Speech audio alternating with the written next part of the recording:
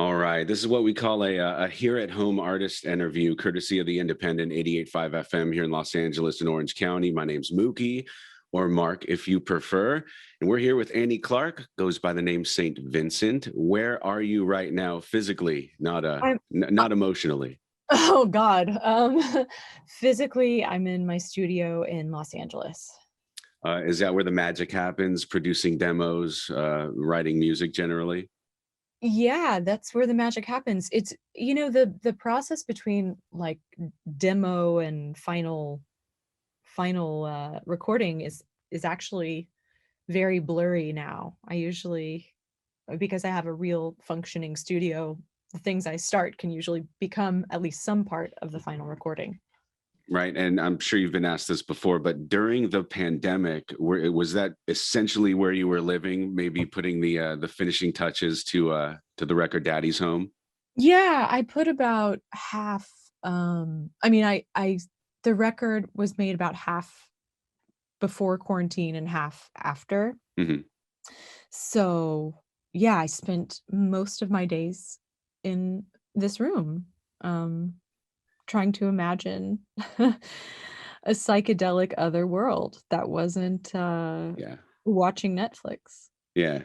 Do you fancy yourself a gearhead as far as all the technology around you in the studio?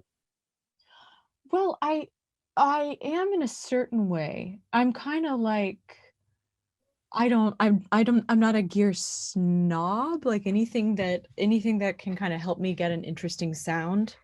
I It's the same way, with guitars, you're like, "Ooh, I think that guitar can give me a song," Mhm. "Oh, I think this random little piece of scrap metal attached to a piece of wood that resonates might give me a song," so that's kinda where I come at it. But yes, Right.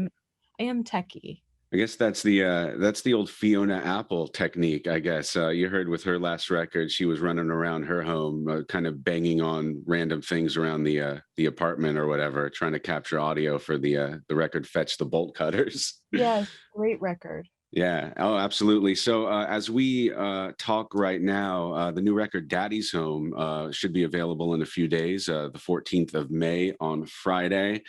The name of the record, "Daddy's Home," is that sort of you asserting yourself as this alpha figure? I mean, I'm definitely daddy now, Hmm. no doubt about it. Yeah, it's definitely a reference to that, my own kind of transformation and kind of comfortably taking up space. It's also the title for me works on a lot of levels. It's cringy to me, it's funny, it's creepy, and it's also literal. My literal father came home from prison where he was there for 10 years about a year and a half ago. So there was also that actual, you know, Oh wow, daddy's home. yeah, that's incredible. All sorts of layers to that. So our listeners have heard the initially the song "Pay Your Way in Pain," "The Melting of the Sun," and most recently, I guess you just dropped a brand new single and video for the song "Down." This whole 70s sort of aesthetic. Now, correct me if I'm wrong, but just looking at sort of the motif on the website, your style of dress these days, sonically, some of the songs that we've heard as of late, it's almost like we're back in the old DeLorean way back time machine, going back to the year 1976.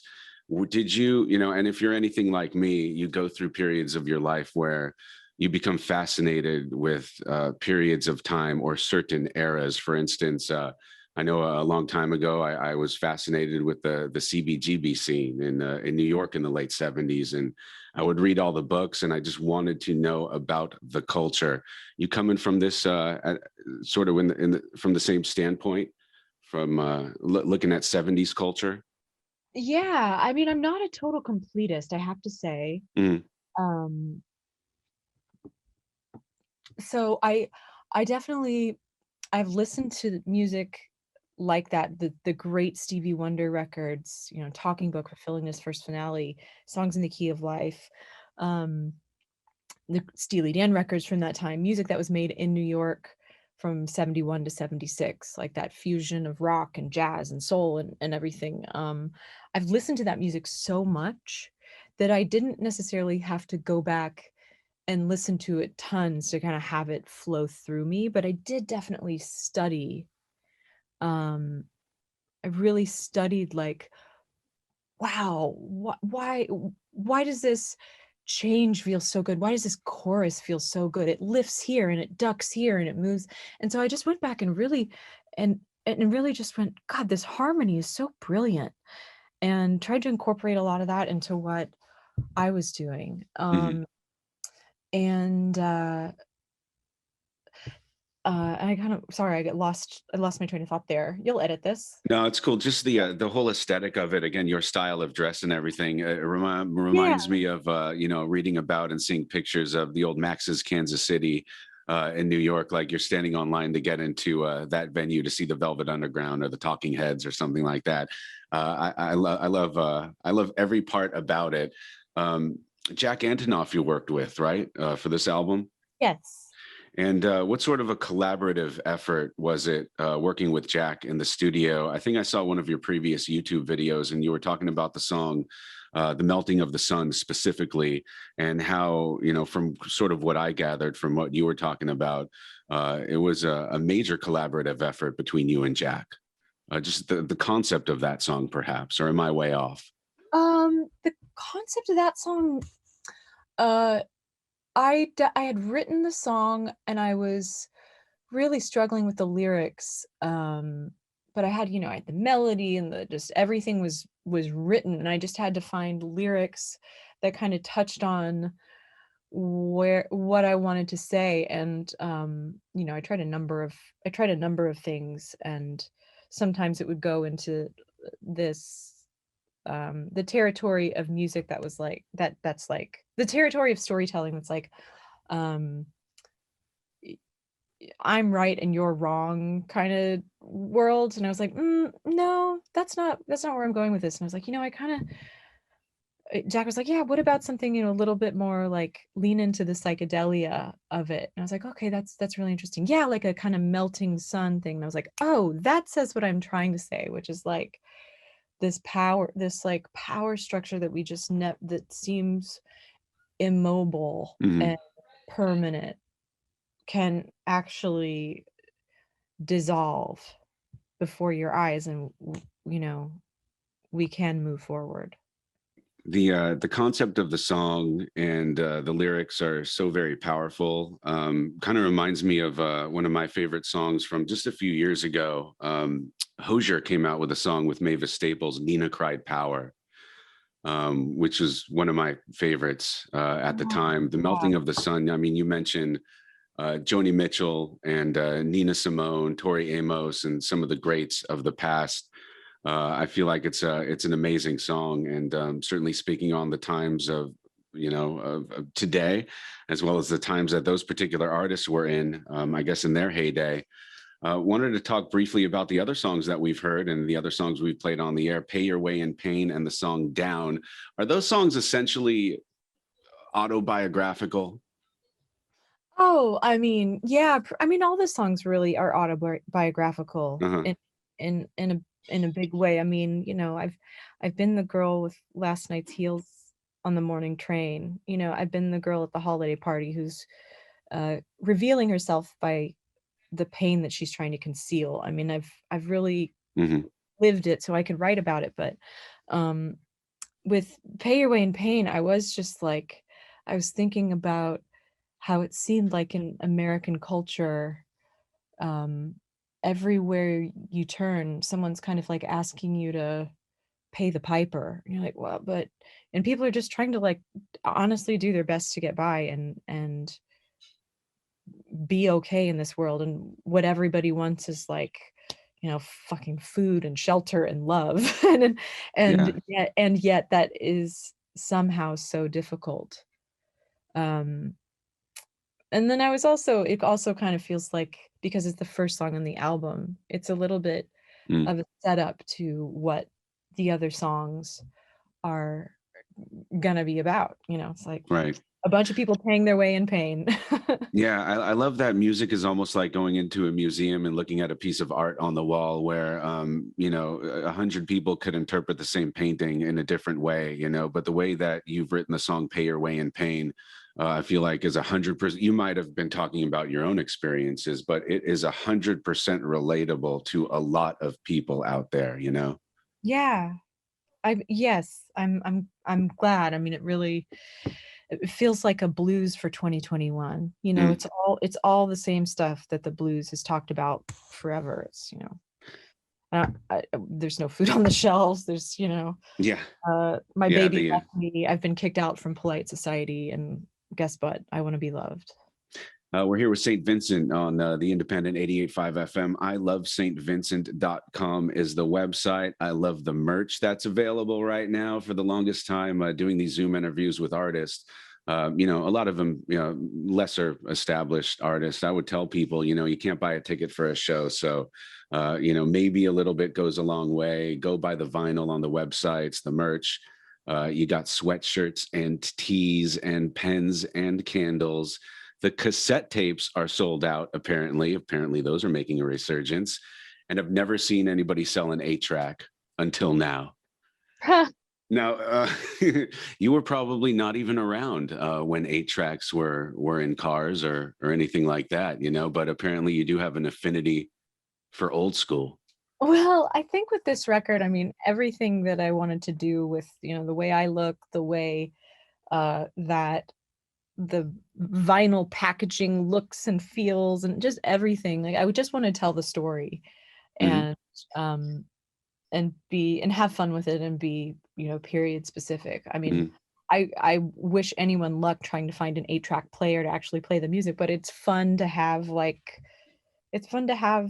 those kind of physical mementos when we live in a world that's so very ephemeral, and, social media, and very few things that we can sort of touch. So it's fun. Yeah. A lot of fun. That's why the Daddy's Home cassette tape sold out. I guess it was flying off of the shelf because it's a collector's item. I got a box here at home, and it's called Mookie's Treasures, and it's all sorts of stuff, rock and roll memorabilia, or radio station stickers that I've collected over the years, and it's really cool to have some of that stuff. If you don't mind, I just want to take us back to your formative years, Yeah. if you don't mind. Um, what sort of music was around you, perhaps around your household, when you were growing up? I mean, I mostly remember with my parents, like, music being played in the car. Hmm. Well, I mean, so my dad's favorite stuff was definitely Steely Dan and the Stones, and um, Stevie Wonder, and this kind of era. My mom, big Simon and Garfunkel fan, Mm.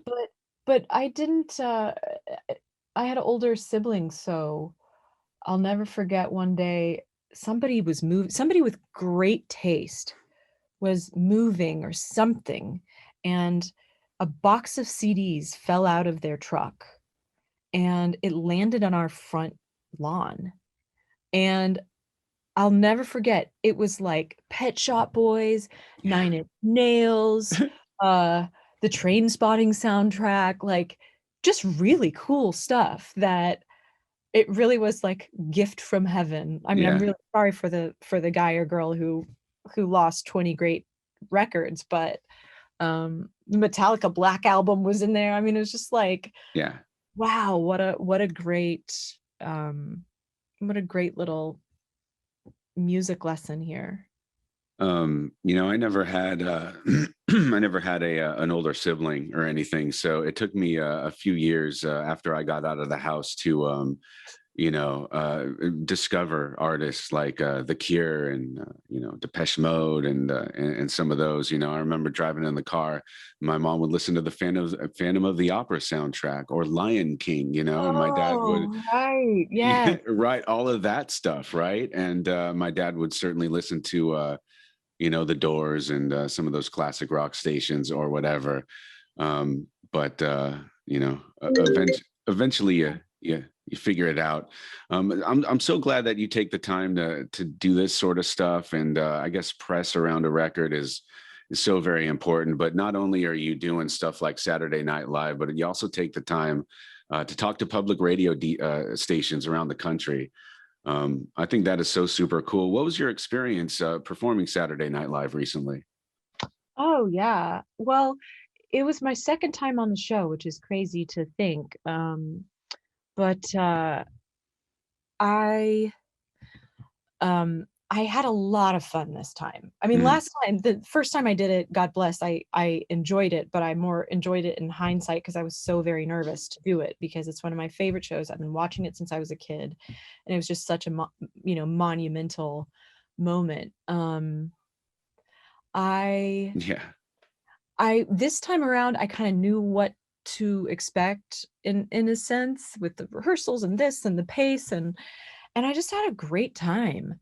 You Mhm. know, I put a band together in a week. I mean, we had 3 rehearsals, and then we were on Oh, TV. no So kidding. yeah, I mean, so it's just so fun to get to play this music with people. Mm. Um, You know, we it's got a sense of pride almost seeing you on stage, you know, on Saturday Night Live because we feel like we know you personally. We've been following you for a number of years, and to see you up on stage with a great band and the backup singers and everything adds another dimension to these songs that we've heard on the radio as of late. But also just knowing that maybe the music of St. Vincent would be able to reach a lot more people who, you know, weren't familiar previously. I think that just was so super cool. If you don't mind, before we wrap it up, back to your formative years, who is Tuck and Patty? Oh, Tuck and Patty are my aunt and uncle. They're a jazz duo. My uncle's an amazing jazz fingerstyle guitar player. My aunt's a great singer. And um, when I was a kid, when I was about 15, they saw how obsessed with music I was, and I was already playing guitar. And so they had me come out and be their roadie on tour with them. So I got to see the world and learn what it was really like to be a musician on the Mhm. road, really like earn my stripes. I love that. I've got a 3-year-old daughter now, and before the pandemic, you know, we've had artists come in the studio to perform live on the air. I loved bringing her up to see the live music in the studio on the radio, just to get her sort of acclimated to what I do, and just to you know, get her some experience, I guess. Absolutely. Yeah. So you enrolled in Berkeley back east to study music. Did you have an idea of exactly what path you wanted to follow, what genre of music you wanted to pursue when you enrolled in Berkeley? Well, it's funny, I mean, I always wanted to be a solo artist. I mean, I always wanted to be writing songs and singing my songs and all of that. And so but I think I didn't have any idea, like, how do you even necessarily go about that? So at Berkeley, the curriculum was a lot to kind of prepare somebody for a music industry that no longer existed in a certain way. Like, there was a lot of emphasis on learning how to play every single style so that you could be a good studio musician. And this is at the time just right before or during the time when um, early streaming was happening and before the industry changed so drastically. So Mhm. it's a really interesting, like, kind of education um, for a world that was crumbling. And I don't necessarily regret going to school, but I think that there was I learned some good things, and then I also um, had to unlearn a lot of the things that the school prizes, Mm. like athleticism over artistry or things like that. Like, hey everyone, look how technically sound I am, you know, rather than Yeah, the art yeah. of it. Yeah, I mean, there's absolutely there I absolutely respect craft, and craft is the thing you lean back on when, like, inspiration isn't, is an elusive butterfly. Mm. But, you know, at the end of the day, you wanna win hearts and minds, and, you wanna be saying something that matters, and I think playing is only as good as the song and the intention behind it. Mm. Now it seems like, I mean, you've been at it for a number of years as a solo artist, as a member of Polyphonic Spree and stuff like that. Early on, did you find that it was difficult to play in front of people or even collaborate as a songwriter with somebody else because music can be so personal? You know, was it ever difficult to share your music with people? Well, it was in the sense, I didn't really co-write things. That felt too Mm, scary, or even the idea. Still, my safe place is my studio alone, where I can try a million things and then, um, not have anybody have to hear me, uh, right. not quite get there.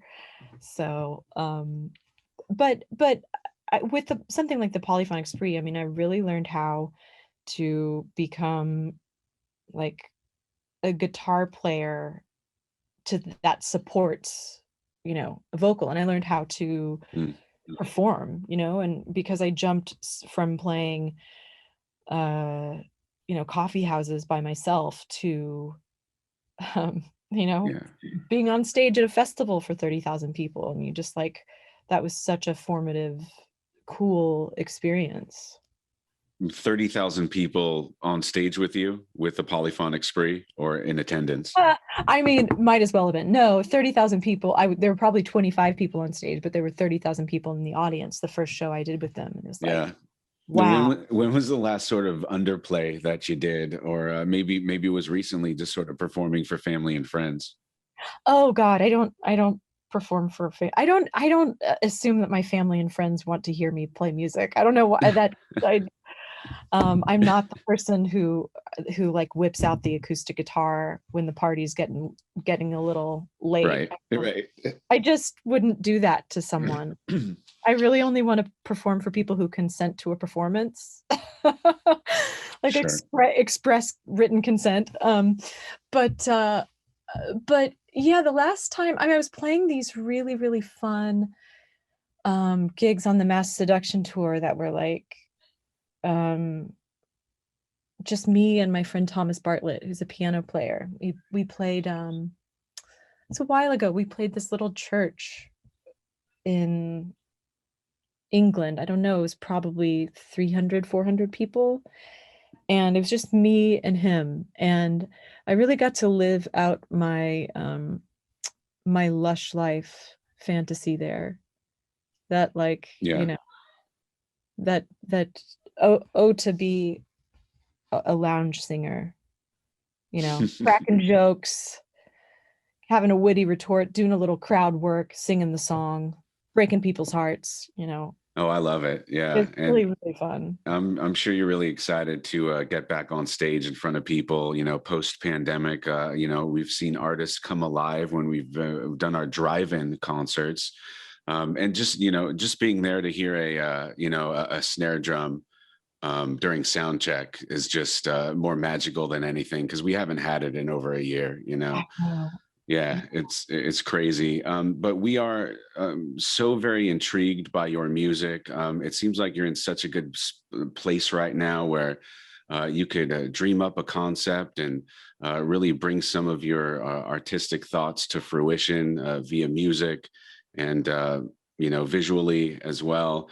Again, St. Vincent, the new record "Daddy's Home" coming out this Friday. Very fortunate to be able to talk with you, and hopefully, God willing, in person. We could do it next time in person. Yeah, I really hope so, and I can't wait to play music for people again. That's why I do it, and, it's it's just to get to actually see people's faces and, feel the energy and feel the sweat and, dream the same dream for an hour and a half with a bunch of people. It's like, it's the best thing. It's incredible. All right, I'll let you go do some other things. I know you're busy, but again, thanks for taking the time, and we'll catch up with you real soon. You bet. Thanks a lot. All Have a right, good one. you got it. 88.5 FM, KCSN, and KCSN HD1 Northridge, Los Angeles. KSBR and KSBR HD1 Mission Viejo. A service of California State University Northridge and Saddleback College. Member-supported public radio. Streaming on the web at 885fm.org.